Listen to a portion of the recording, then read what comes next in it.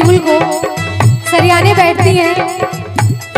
टूट गेले कहीं शीतल मैया झाड़ी गेले हो काप।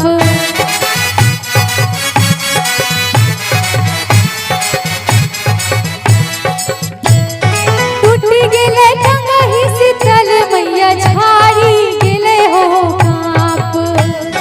झरहु न पवली शीतल मैया, झरहु न पवली शीतल मैया लांबी लांबी हो केस।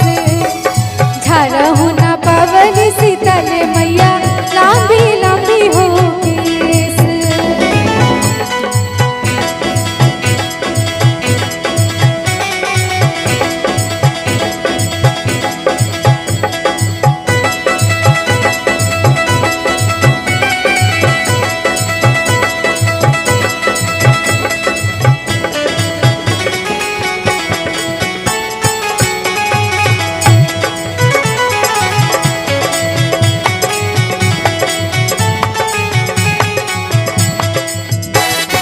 रंग तोरा ठाको रे सोनरा बहिया लागो रे धून।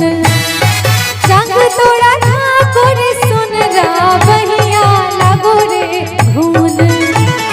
जोन हाथ गढ़ले रे सोनरा, जोन हाथ गढ़ले रे सोनरा कंगही रे हमार। जोन हाथ गढ़ले रे सोनरा कंगही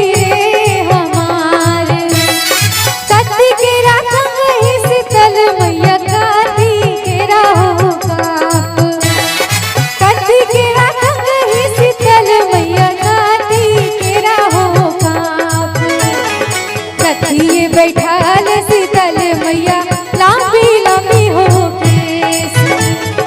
कथिए बैठाल शीतल